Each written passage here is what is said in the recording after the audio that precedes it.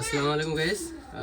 Finally আপনাদের এর আগে দেখাইছিলাম যে আমি একটা ডিম আর মুরগির পার্সেল, সেটা কিন্তু আলাদা একটা শান্তি। এত শান্তি বলে বোঝাতে পারবো না, কারণ প্রচুর পরিশ্রম দেওয়া লাগে এই কাজটায়। আসলে মানুষ ভিডিওতে সফল দেখলে মনে করে সফলটা খুবই সহজ, কিন্তু এর পিছনে যে কতটা সময় দেওয়া লাগে সেটা একমাত্র যে করে সে জানে।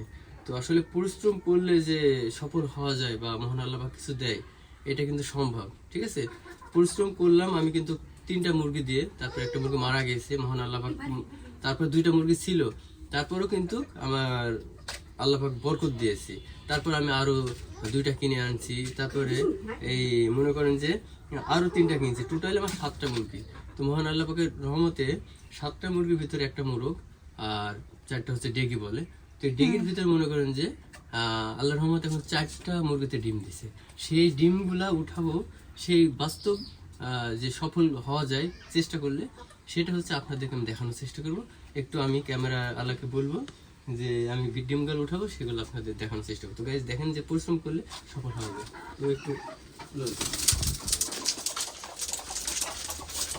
এই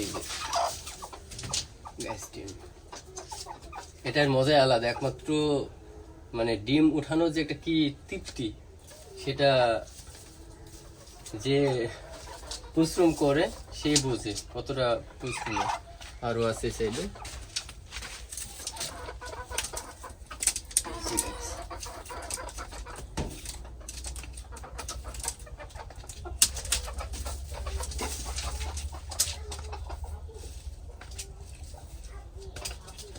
শান্তি শান্তি।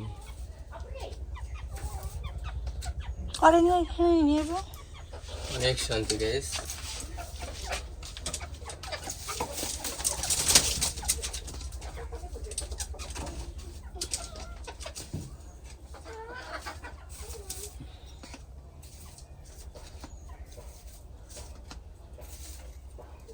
মাশাআল্লাহ, আমার 4টা মুরগি ডিম দিয়েছে, অসাধারণ।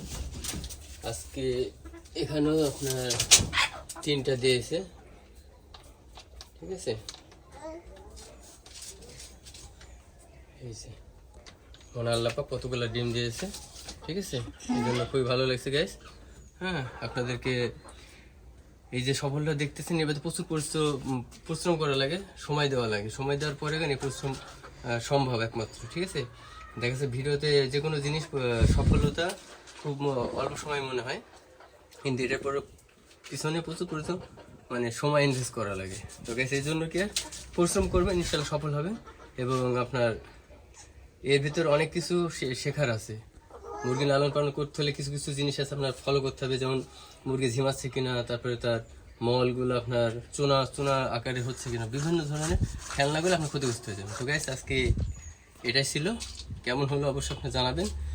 যদি ভিডিও ভালো লাগে অবশ্যই লাইক, কমেন্ট এবং শেয়ার করে দেবেন।